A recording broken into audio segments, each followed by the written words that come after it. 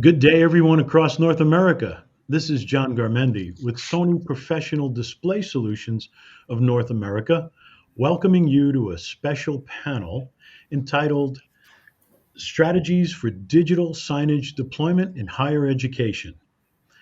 Today, I'm joined by a distinguished panel, a group of experts in a number of different areas, as well as one of my colleagues from Sony, what we call He's A. And before we jump in, I'd just like to say thank you for joining us. As everyone knows, we've been doing these panels for the past 2.5 years now, so that our end users, our clients, our channel partners, systems integrators, and consultants can all stay up to date on Sony's latest products and solutions. As in past panels and Tech Tuesdays, we welcome your questions, and you can submit those via the chat panel. And we'll also be recording this for future viewing, as we have all of our previous Tech Tuesdays and panel discussions on our Sony YouTube channel. So, joining me today will be Lon Vance from the University of Florida. Lon is the AV Installations Manager. We've got George Klopp, who is the CTO of Corbett, Kevin Schornhorst, who is the Director of SLED Business Development for North America for AVI SPL, and Jay Leedy, who leads our business development team for our tech alliances. I'll turn it over to Lon first, and we'll have each of the panelists do a more formal introduction of themselves, and then we'll start with the panel discussion. Why don't you take it, Lon? Hi, it's Lon Vance. I'm with the University of Florida. Been here a little over 10 years. We do all the AV system design, integration, commissioning, programming of AV systems on campus, including digital signage, conference rooms, classrooms, basically anything that has AV technology. Great. Thanks, Lon. George, why don't you go next? Yeah, hi everybody. Chief Technology Officer, otherwise known as Head Geek here at Corbett. Pleasure to be here with everyone today. Corbett's an intelligent management solution with integrated real-time data. And what we do is we basically orchestrate experiences that bring fun, power, engagement to the digital signage community. And looking forward to our discussion today. Thanks. Kevin, you're next. Yeah, Kevin Schornhorst with AVI SPL. I work with our SLED teams across North America and Canada, speaking to pedagogy, classroom standards. I was the lawn in my previous life. I've been in AV for over 20 years, but I worked in higher education for over 7. So super excited to kind of see how this thing goes today. Thanks. Jay, you're next. Thanks, John. Jay Leedy, as John mentioned, I'm part of another division within Sony, which we call HESA, or Home Entertainment and Sound Americas. It's basically our factory and R&D team. And John and his colleagues within our sales and marketing organization for professional displays are essentially my largest customer.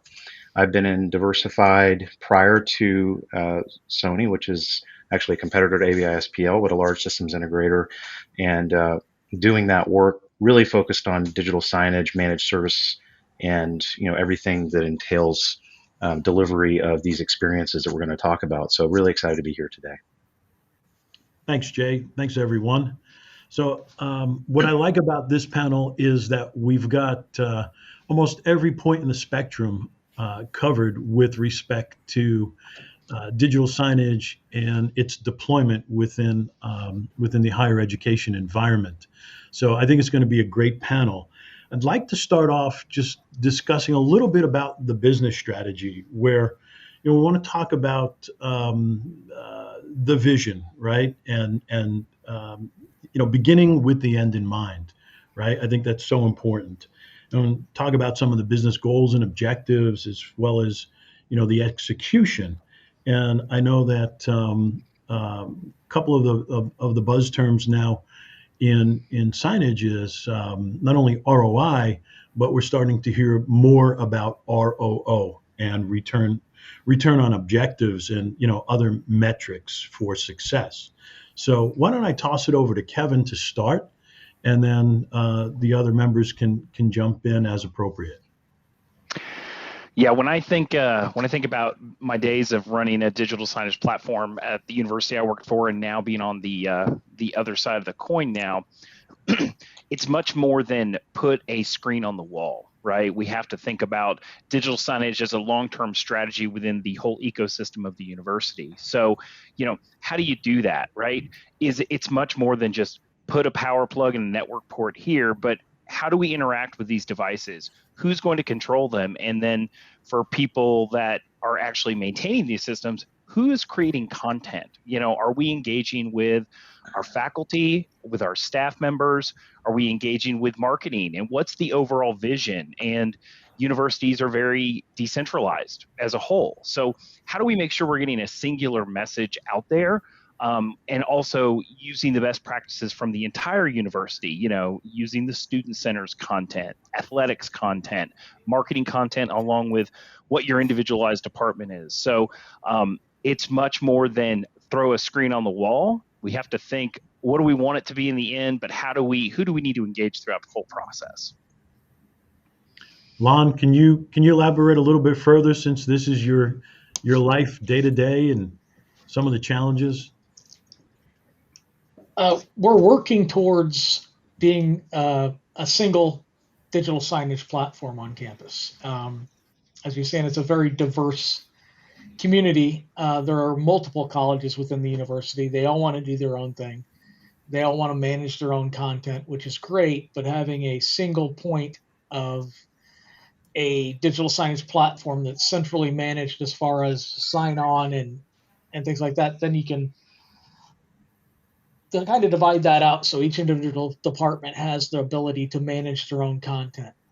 And you really have to assign someone within that department that's their responsibility to manage that content. You can't just say somebody will manage it, it'll never get updated. So having a marketing team or even their web team, people that know graphics, people that know what gets people's attention in charge of that is key. Lon, before you even get to that point, talk us through a little bit about the objectives and how you help those diverse teams to identify those objectives, and then how you lay out a plan to make sure you hit those metrics. So it really comes down to multiple meetings with the individual end users or the departments that come up. They'll have some kind of scare. We want digital signage in our hallway. You have to ask why. What's the point of digital signage in that hallway? Is it just something that's going to look cool? Are they trying to hit a certain group of people? Is it students related? Is it visitor related? Is it for staff to know what's going on in that location? Getting that information down, tying it into the right platform, making those decisions. We have people that want the emergency notifications on digital signage. And we were having this discussion, it may not be the best idea for everybody. We use it as a backup thing, as a secondary notification, because it goes through alerts throughout the building and phones and everything else. But getting that information on what they're actually trying to do with that signage, because it's requested in every new building we have, and then people see it in the new buildings, they want it in old buildings. So it's getting the purpose of that out there and having them make that decision before they go purchase equipment. And George, as a CMS provider, solutions provider, how do you work together with those in higher ed to help them think through some of the unique aspects of their implementations? Yeah, absolutely, John. So, our university clients, it's really all content still king, queen, and reach. You want to reach out to not only the students, but the faculty. Not much different than really marketing. You want to make sure that information is resonating with your end customer there. And that's why You've got to employ the strategies that get people's eyeballs, right? I mean, everybody's got attention deficit disorder these days. Everybody's looking at their phone. How do I grab someone's attention? How do I keep their attention? How do I measure that this message is effective versus another message is effective? So these are great conversations, and part of the strategies we implement are democratizing the ability to contribute content, and then balancing that out with some toll gates and making sure that the content's appropriate. Right, there's a nice balance there that you have to achieve, and then an adequate measurement and learning from what's working that's out there. So we've got a number of technologies, including audience analytics and just a QR code on the actual content itself to say, hey, is someone there? Are they watching this content? Are they engaging with the content? Yeah, I think it's so important in any area of signage implementation, and maybe especially in higher ed where it might be a little more difficult to gauge. But hey, what's working, right? Is this working? And that's important. You mentioned content. In terms of content development, Lon, maybe we'll toss it back to you, and maybe you can share with us some of your experience with respect to creation of content to meet the objectives, how you go about it, how you've gone about it, and what some of the particular challenges you've encountered there. So let's start with challenges. The first one's getting someone actually to update content. They can't have the same thing on there. You can't go into a building and see coming in 1999 or 2019 on a webpage. Nobody's going to pay attention to it the first time they see it. It's stuck on there forever. And then getting it to the appropriate people that know marketing. Most colleges have a marketing group. They need to be able to push that content. It can't be something that's up there for 30 minutes or even 30 seconds. Like you're saying, everybody has ADD right now. If you don't catch your attention right away, it's not going to. Putting up information that's actually needed up there instead of just running, stuff that's 3 or 4 weeks old, wayfinding applications, things like that they're going to actually interact with it. Hey Jay, you've got a broad background in signage. Where do you see some of the parallels between other types of applications and the content needs of higher education? I think there's a common thread through all of the successful digital signage deployments that I've seen, regardless of industry, but maybe more important in higher education because, as Lon mentioned, there tends to be some fragmentation in the buying and kind of ownership of these platforms.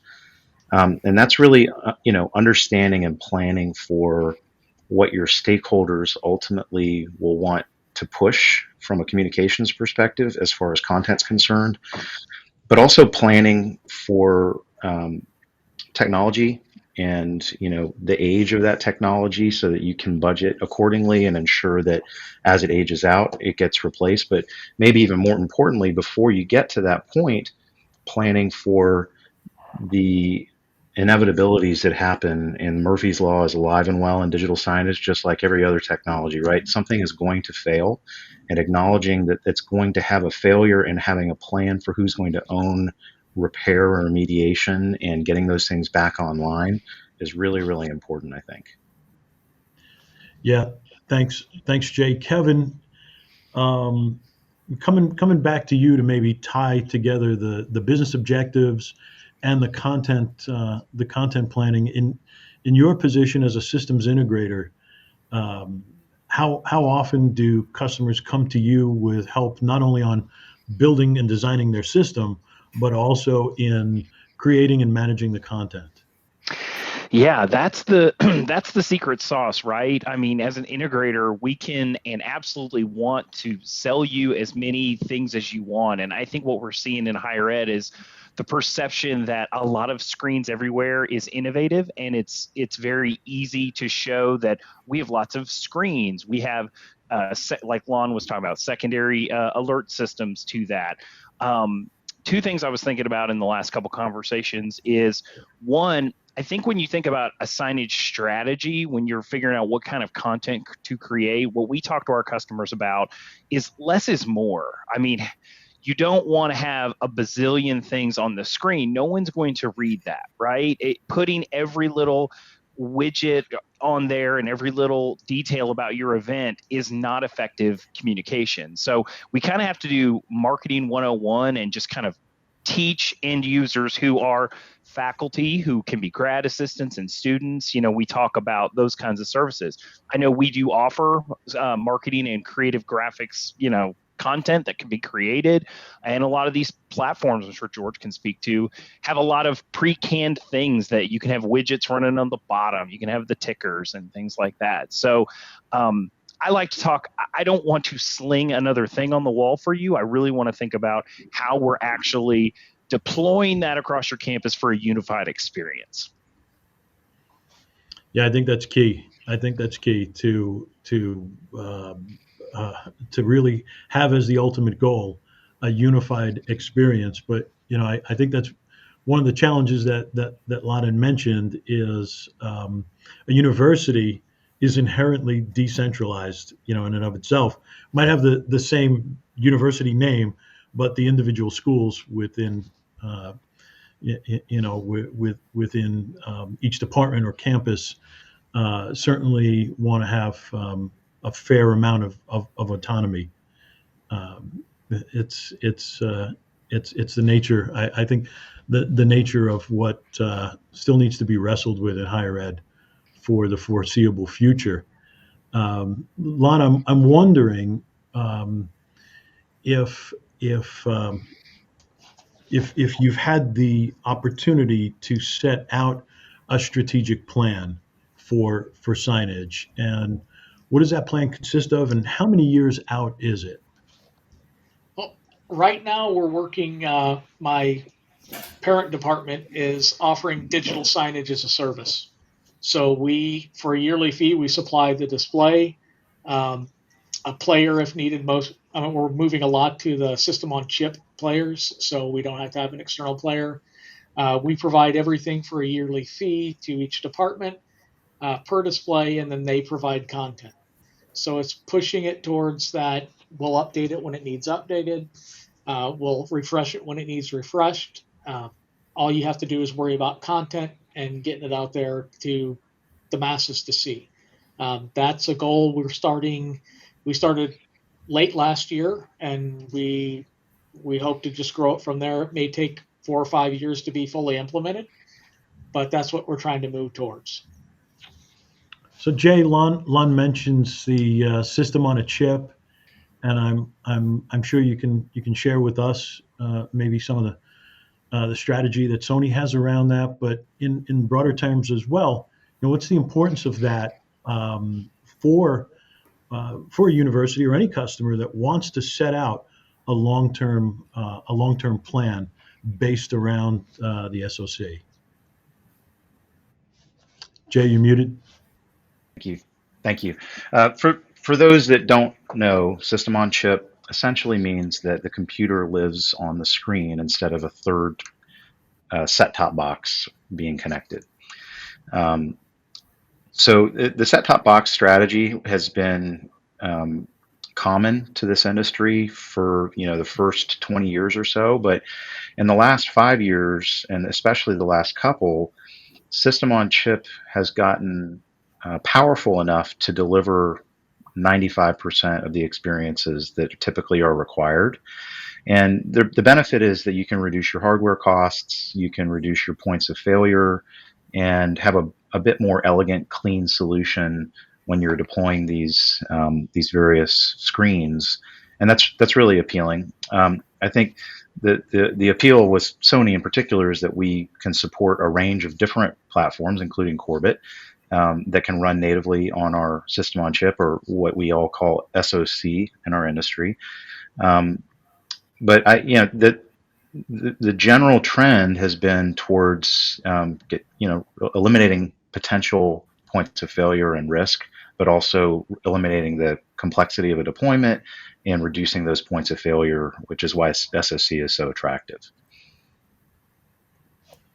And George, sticking with the long-term strategy, um, how do you as a CMS provider um, take the feedback from the current implementation and then try to build it into your longer term solutions, working together with the end users? Yeah, great question, John. I mean, it's all about that feedback loop and learning.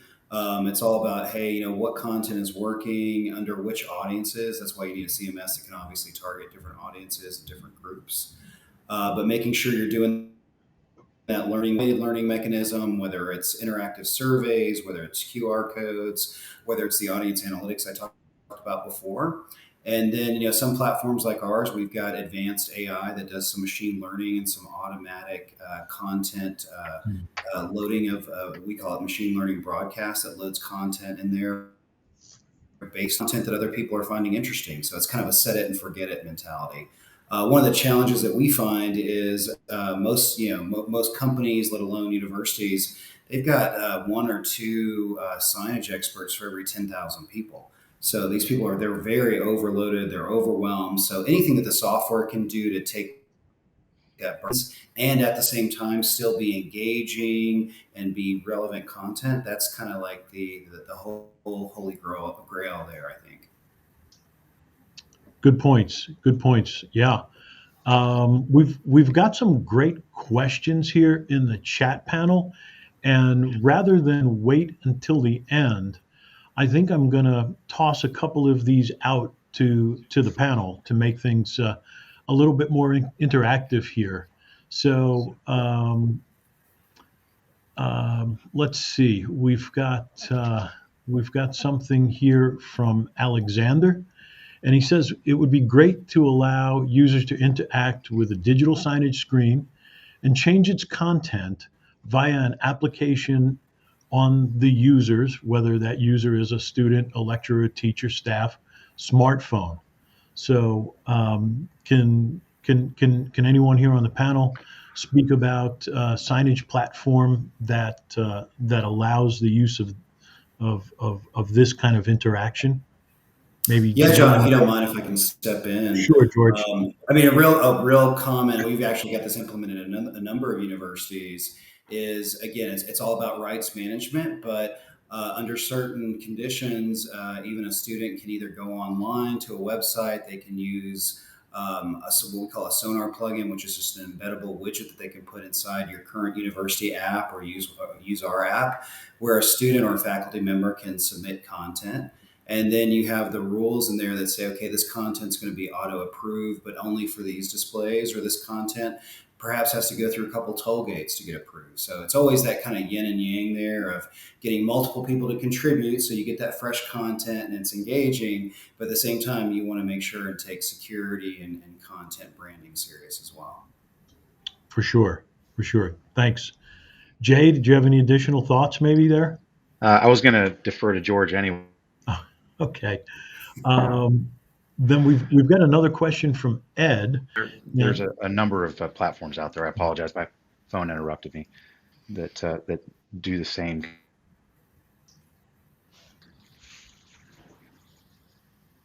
Okay. I've got another question from Ed.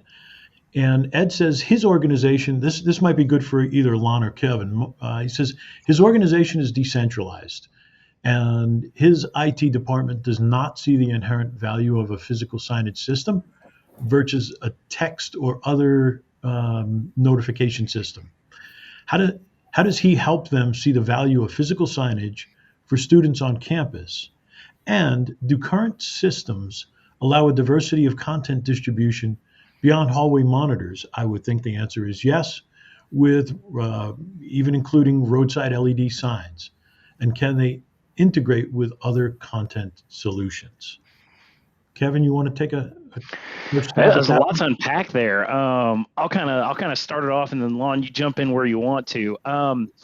When you talk about, I mean, just think about the last 2 years when we were going through this pandemic. We had to suddenly monitor classrooms and technologies from afar. So the first thing is, I don't think it's really feasible for you to have a large institution where you have signage across multiple floors, multiple buildings, multiple campuses, and run around with a USB thumbstick to update content, right? That's just not feasible. So, getting metrics from your signage is just as important as getting metrics from your classrooms and what's up and running. You don't want things to be down. How do you see the value in it? There's ability for your university with your lawyers, your lawyers of your different universities' approval to sell content. You have Chick-fil-A's and Subways and different restaurants on your campus. They could buy into your signage and help supplement that cost. You can get a unified message out there. You could use it as a secondary alert system, tornado coming, hurricane, whatever it may be. I would encourage you to really think about it as a secondary solution when you start using your signage as a, main overall, this is our alert system. It can never fail. So if you think about signage as your alert systems, make it a secondary application so that way you're not on the hook for making sure all screens are on at all times. But how do you see the value in it? Everybody wants to get a unified message out there. Everybody wants the sports messaging out there. What's going on this campus? We have a special guest speaker coming, XYZ. There's no better way to broadcast to your general community, whether you're decentralized or a centralized campus, which everybody's pretty much decentralized, than having a unified messaging platform to it. And to speak to the simplicity of it, there are so many software applications that allow you to have, compartmentalized things, pre-made widgets where you just put some basic information and upload a QR code. So there's a lot of pre-canned stuff out there. But I'll kind of toss it over to Lon to see if I missed anything that was kind of in the question. It comes down to how you really want to use it, what the value is for the university, whether it's wayfinding when you have visitors or tour groups going through buildings, being able to update it on the fly to welcome a group or whatever that's walking it on a tour, or a visitor or guest speaker. It comes down to there's value in that over a poster that's going to hang there that's getting thrown away every time. You're eliminating waste for us. It may not be a lot, but it counts. You're having posters made up. This changes wayfinding. It's not the little white letter stuck in a glass box that nobody updates in 20 years. It can be updated on the fly. And yeah, you could actually use it for a revenue source, not only selling it to vendors on campus, but other departments or the athletics group to put their information out there and get it to the public. Yeah, and I think again, maybe as Ed asks here, overcoming some of the resistance and trying to show the value, the ROI. I think, Lon, what you're doing is pretty innovative and it's low risk to the individual campuses or schools, and that is the signage as a service. I think that's brilliant, and I think it's probably a trend that'll be adopted by more universities. And it's something we're kind of forced into. It's a great idea in the long run, but we're trying to get everyone to use a centrally managed system, all in one system. So when we go out there and say, hey, we'll provide everything, all you got to do is provide content for a yearly fee, which is, minimal of a couple $100 a year, that's not a bad way to go. And signage at a higher ed institution requires people. You cannot give a signage strategy to the IT administrator who also does X, Y, and Z. Like, there are so many endpoints, there's so much communication and strategy around how to implement that well across your entire learning environment, which a university is everywhere is a learning environment. So it requires people and leadership to get behind it to understand that this is much more than we're offering another service now through the help desk. This has to have dedicated resources to it to truly implement it on a large scale, long-term strategy. That's a great point, Chris. I was going to comment on that as well, to say that there's, in addition to dedicated resources, planning for an inevitable growth and interest once stakeholders start to see how effective and engaging the content can be. And you may have a number of departments or stakeholders that initially show no interest, that you find suddenly coming to you as the owner and operator of that network that want to participate. So planning for that, and kind of as Lon was alluding to, capitalizing on that to maybe offset some of your initial expense and spread that across to other stakeholders is a great way to plan to grow that network. And I'm looking here again in the chat panel, and David, I don't know if it's a question, but just added a comment saying that there really are two sides of the coin, probably more, but when you look at the academic side, that is the decentralized portion. But increasingly, when you look at the facility side, I think that there's a goal there to bring things together and to unify. There was also a question from David about SOC and trends, Jay, and maybe we'll start with you. Talk a little bit more about trends in terms of SOC adoption, and maybe we can dovetail that to talk about other kinds of technologies that are now becoming increasingly more a part of a signage solution. So whether it's analytics, IoT, sensors, that whole story. Sure. Yeah. So the question is whether we see SOC as growing and maybe overtaking as the dominant and preferred method of deployment. And I think the answer is yes. There's still plenty of set-top boxes, the likes of BrightSign and Seneca Data, that are deployed, and for a number of reasons that operators prefer to use that equipment. Not the least of which is the sensor integrations and some of the audience measurement tools that can track the degree to which the audience is actually receiving those messages. There's other integrations that would require a bit more computing horsepower than typical SOCs, ours included, can deliver. But at least in our view, that's less common, although in certain sectors growing. I don't believe in education particularly, more in advertising and retail deployments. But nevertheless, I think that there's still an argument to be had as SOC just becomes more powerful, and great resources out there to kind of provide some insight independently from this panel. So if you're new to digital signage, there's some resources such as the Digital Signage Federation that has a bunch of different micro-credentials courses that are available and can really touch and go much more deeply on these subjects. There's also partners that we work with and others, such as companies like Signage OS that do independent kind of benchmarking of external media players and SOC, and kind of the trend is such that I think in their last report they suggested that largely SOC is in parity now with an i5 equivalent or better Intel processor. So that's pretty substantial, which I think is only, in the last 5 years we've seen a really exponential jump in the capability of SOC.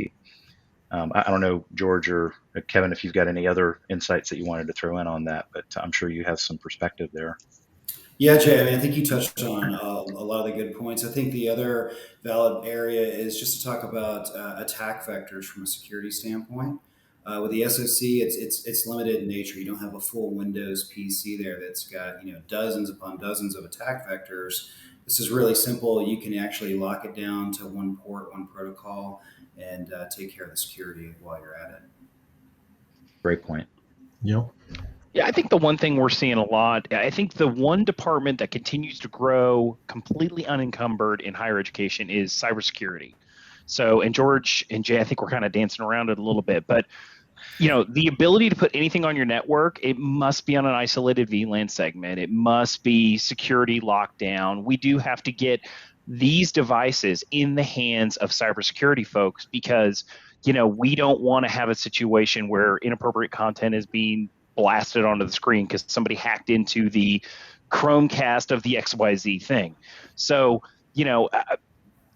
working with the cybersecurity teams and getting those devices in their hands, if you choose to go with the SOC kind of model, they need to be able to lock those down and test them and make sure that they can fully support them for you, in addition to getting it out there for you. Well, yeah, well, 100%. I mean, we do a lot of work. I do a lot of work in partnership with John, educating our sales teams and helping them position conversations with our partners, both in resellers and end customers, to say IT security is paramount and it is table stakes, and the cybersecurity teams and all the network administrators that used to be seen as a barrier to business really are business partner enablement teams. But you have to engage them early and help them to understand what it is that you're thinking about doing. I think the best platforms out there have monitoring and management agents where you can programmatically push updates and ensure that these things address all of the various potential threats that, on any given day change. So planning and understanding for that as well, I think, is a very big piece. Sorry, I'm in a conference room. I lost my light. Live TV. And on top of the network concerns overall, and you really do have to have a separate VLAN. You have to work with your network guys. You need the right display. You can't just go buy a residential display and throw it out there that has wireless access points built in that you can't disable, all that other stuff. You need a real signage display, a commercial grade display that you can lock down, that you can set all these limits on. Get that to your network security team, have them test it out, have them work with you from the start, and it'll be a lot less hassle.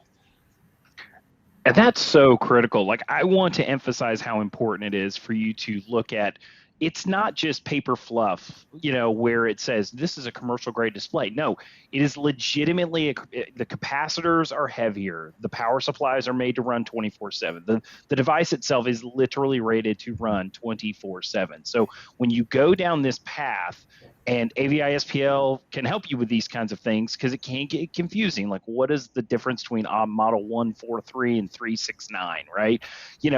This is a 24/7 display. This is a 24, I don't know. There's other models that are in between, and then there's some that are made for your home. So when people say, well, why can't I just go to Walmart and buy that $300 TV, whereas this one is 3, 4, 5 times as much, there's a legitimate reason for that. You do not want to waste time supporting displays that I got a great deal on. Well, you are literally getting what you pay for. So it is critical that you buy the right kinds of hardware, and that's where Sony comes into play for me, or it did when I was a customer. Yeah, thank you, and that's a great point too. I mean, we do see customers occasionally start their journey with a consumer display, and then through all the discovery and pain of living with a consumer display that's really in a commercial environment, migrate. But saving that pain and learning from others' pain early, I think, is going to do yourself a lot of favors, especially because of exactly what George identified, these security vectors and threats, like Lon was mentioning, where you can turn off and turn off and lock out functionality, but also have a lot more control overall with a commercial display. Ultimately is going to make your life a lot less challenging, but also is going to provide your network partners and your IT folks a lot more confidence that we're not creating a potential problem. And trust me when I say nobody wants to be the cause of a hack or a malware incident or some kind of ransomware event. That is no fun. I can tell you from personal experience. And it makes deployment easier on my side when I'm doing a new building that we have 20 or 50 signage displays throughout a huge building. We can set all the settings on one display, export it to a USB stick, plug it into every other display. You don't have to sit there and go through the menu 50 times to try and make sure you set all these little individual settings, get it right once, drop that configuration to a thumb drive, and plug it into your other displays. Hey, Jay, maybe, sticking with the deployment, can you talk a little bit about the deployment solution that Sony has recently introduced? Deployment, commissioning, and Sure. monitoring. Yeah, my pleasure. So, Sony recently announced just before the end of the year that we are bringing to market a device management platform, which is designed for all of our Pro Bravia displays, which are Android based, to be programmatically managed, as I was mentioning. So it is on par with the same types of features and capability that you would expect to see in a typical mobile device management or unified device management tool. There's some market leaders that are pretty ubiquitous. So Microsoft Intune, for example, is one of the largest. There's a number of other ones like VMware AirWatch that were kind of market leaders. The one that we are bringing to market is kind of exclusive for our Pro Bravia line of product. But all of those tools and feature sets and security protocols are core to that product. And in addition to that, there's a device enrollment and provisioning tool that speeds up the configuration and automates how you enroll a device onto the network with essentially a profile that you define. That is really designed to simplify the process and ensure it can be deployed. So, for example, if we're deploying something that uses, a monitoring tool that is preferred by AVI SPL, for example, in combination with Corbett, which also has some monitoring and management capabilities, and wanted to define a profile of applications that can be automatically pushed to that device as it's being installed in the field. This is what that tool is all about, and we'll be able to do that in about a minute, which is really attractive in reducing a potential for the data that is typically put into asset management platforms for tracking and managing these devices. It just makes sure that it all gets in the right place and that it's accurate. Hey, Jay, there was a question in the chat panel from Ed. He asks about the SoC, and he asked, do our Sony displays have SoCs built in? And the answer, of course, is yes on all of our professional models.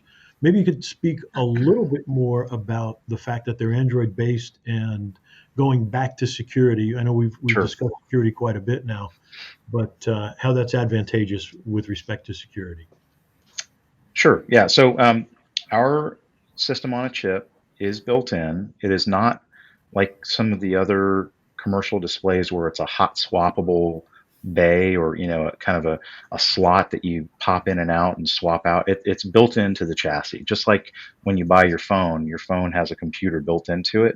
Similar idea. In fact, basically our TVs, with the exception of a speaker and a camera in the bezel, is basically a big phone in many ways. So those range from 32 inches up to 100 inches. They're all the same exact chipset with the same operating system. And when we put these into the market, we're obligated through our Google contract to support up to 3 major operating system updates.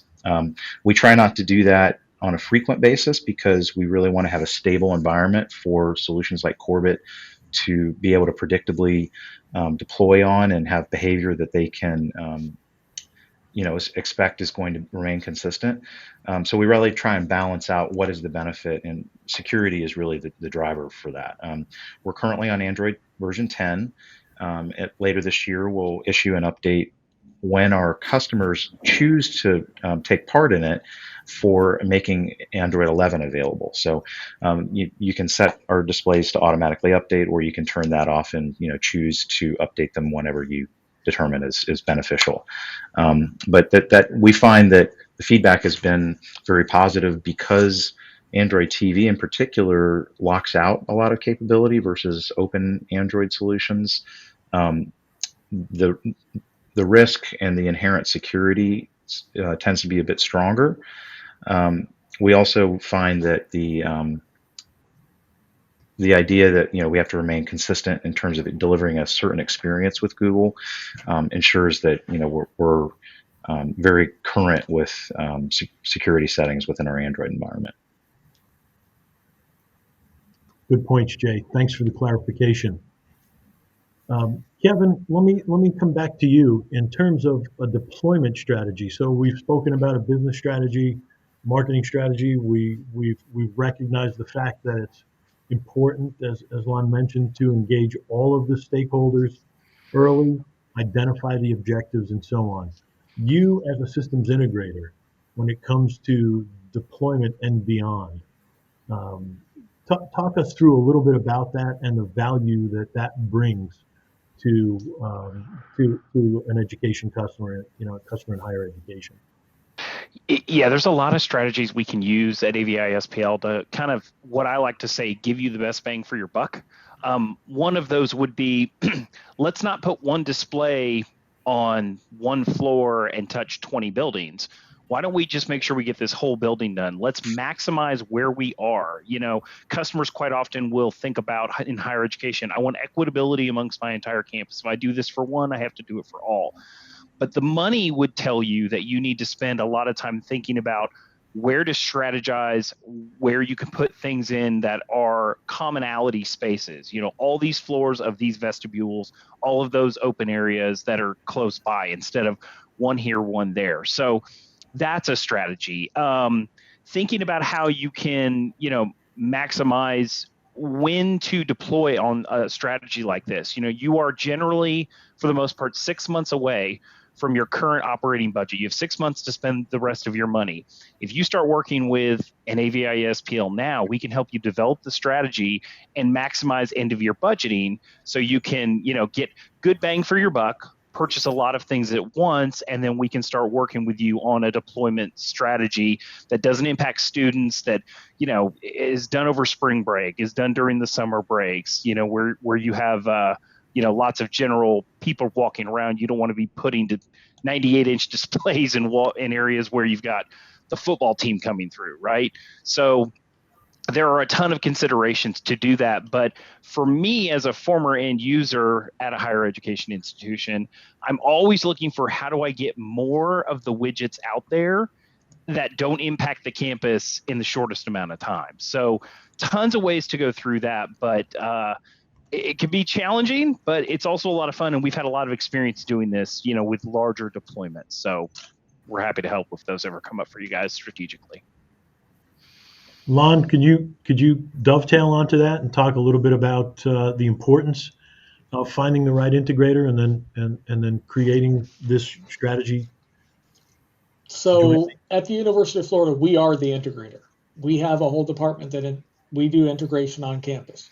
That doesn't mean that we don't use companies like AVI SPL or other ones out there to obtain equipment, to be value-added partners, to bounce ideas off of. We have just seen the value in having our own integration team on campus that knows equipment, that installed the equipment, and that services that equipment. Because over time, it's a lot easier for me to run down, a quarter mile away to a building to fix something than it is for Chris or somebody, Kevin, anybody, to dispatch someone from a town away or inside town to get over there and get something up and running.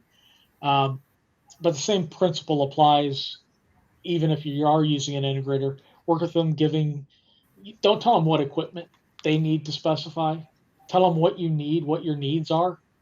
They're the experts. They know what equipment needs specified. On a campus, it's different than in your home.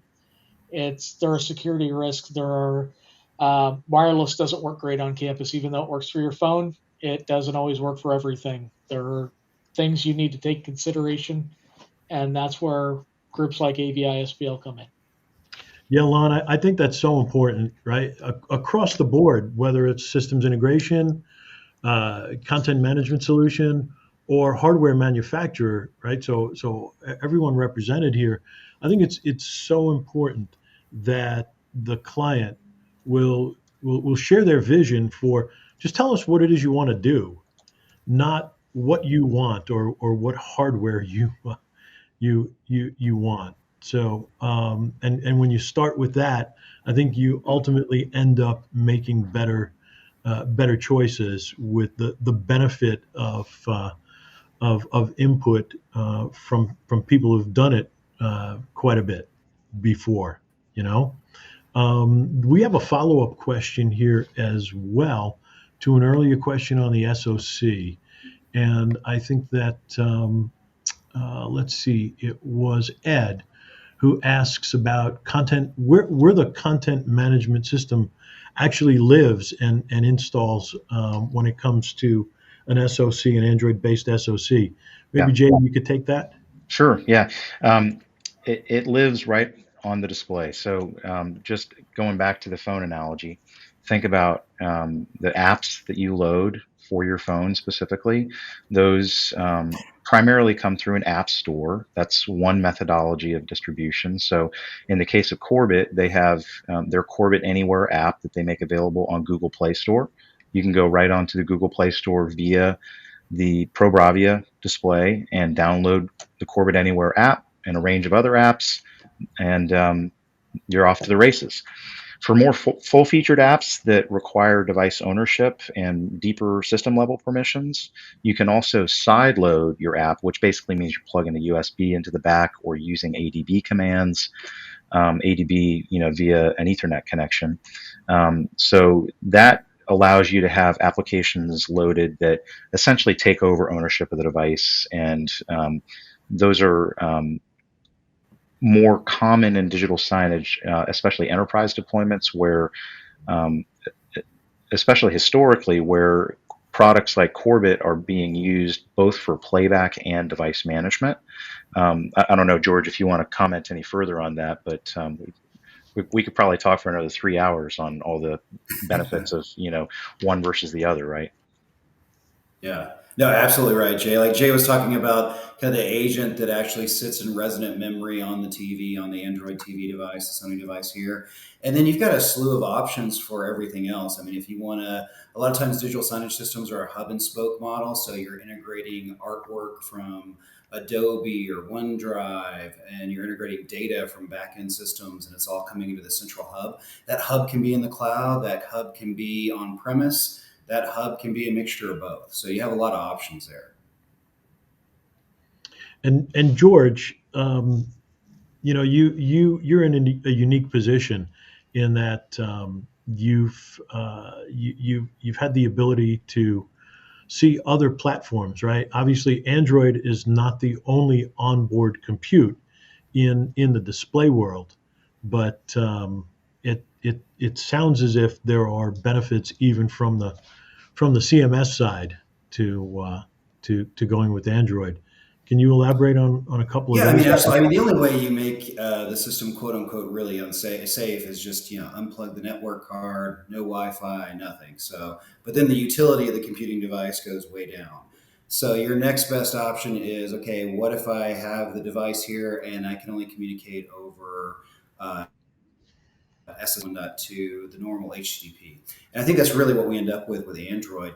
And the other thing is, not all Androids are the same. The cool thing about Android is you custom build it. Like even we're talking about Android TV.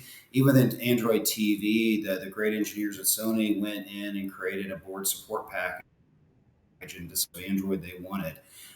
So it really allows you to fine tune exactly what you need and get rid of everything else. And that increases not only increases security, but increases performance too. Because unlike your normal Windows machine that's running, 50 other processes in the background, you're running the minimal number of processes in your compute power to, taking in the feed and rendering that feed. Very good, very good. Thank you, thank you. So we're quickly approaching the end of the hour here. This is again a panel discussion that, as Jay said, could probably go on for another 2 hours. And I realize that there are unaddressed questions in the chat. I'd like to thank everyone who's submitted a question, and those of you who I think we've at least gotten to everyone at least once. There's a bunch of follow-ups in there. And as those of you who've submitted questions in the past, you do know that we absolutely follow up and will do so post panel. One of the things that Rich Ventura, our vice president, had started, who usually moderates the panels, one of the things that he started and is tradition here on these Sony panels, is to go around and ask the panelists, what is what is the coolest piece of tech or your favorite piece of tech that you've seen recently, and why? So I'm going to keep with that tradition, and we're going to go back up to Lon and ask Lon to share with us what you've seen. I know that with coming right off the heels of CES, maybe there's something you've seen, but certainly it doesn't have to be limited to electronics or your professional life. So have at it, and then we'll toss it over to the rest of the panel. In education, it's not new tech, but it is becoming affordable or more affordable tech is DV LED. Large displays that look good, that can take the place of projection, go on an entire lobby wall, put content out, whether it's digital signage or presentations. We're getting a lot more requests for DV LED, and I think it's well deserved. Excellent point. Excellent point. Yeah, we could do a whole nother panel just on direct view LED, and maybe we will in the near future. Kevin, why don't we come back over to you? I call it the high flex identity crisis that we had over the last few years, and we were just slinging things into classrooms and collaboration spaces. But I'm really impressed with some of the camera technology that's come out from a company called Neat. The way they can, literally Brady Bunch view your entire room is pretty doggone cool. So that's been a fun technology to see. It's not just a wide shot anymore, and everybody's got all kinds of really great technologies coming out in the camera market. But these Brady Bunch views are pretty impressive when you start to think about, especially classrooms and things of that nature. Excellent. Thanks, Kevin. George, how about yourself? Oh, you're asking a tech guy's favorite tech. This is hard. I'd say the most used is really my, it's a consumer display, but Sony 80-inch display that I have in my living room all the time. The Bravia colors are just killer. Big fan of Meta, Oculus 2. It's still in its infancy. It's still 5 years out, but it's exciting. And then in our space, really, all the buzz these days, Chat GPT, more of a software play than a hardware play. But Chat GPT, we're doing a lot around AI rendering of images, AI rendering of videos, but just the velocity that space is moving is just really blowing my mind. It is moving so quick. Agreed. And Jay? Yeah, I was going to comment about generative AI as well. Not only what's happening with ChatGPT, but what is happening with generative AI in creating content. I think it's got a lot of the creative industry on their heels at the moment, but it also stands to create scenarios where automation and keeping content fresh and up to date can be even less labor intensive, especially if you mix with a headless approach to CMS, which effectively is pulling from a range of dynamic sources, and you're just essentially not having to have a content manager do that kind of stuff. So, seeing the evolution in that space is really interesting. But I'm with George. I'm following ChatGPT closely because my son's in college now, and I'm curious to know what the heck he's going to learn because there's so many tools to game the system. So it's really interesting times now. For sure, exciting times indeed. Well, I appreciate everyone on this panel. We thank you so much for sharing your ideas, your thought leadership, and your opinions and your feedback with us. I also want to thank our viewers and those who have faithfully attended all of our Tech Tuesdays and RV on AV panel discussions. I saw many familiar names there in the question panel. So thanks for joining us. Hopefully everyone learned something new today. And by all means, please, those of you who are viewers, please don't hesitate to reach out. Send us your thoughts and ideas on future panels and Tech Tuesdays. We're always looking for your feedback on making these better. So speaking of future Tech Tuesdays, with that, as we wrap up, I'd like to remind everyone that our next Tech Tuesday will be an exciting new product announcement. A next generation announcement of our direct view LED. You can join us, please, on January 31st. And as always, I say thank you. Stay safe. Have a profitable day, and we'll talk to you in a couple of weeks. Bye, Thanks, everybody. everybody. Thanks.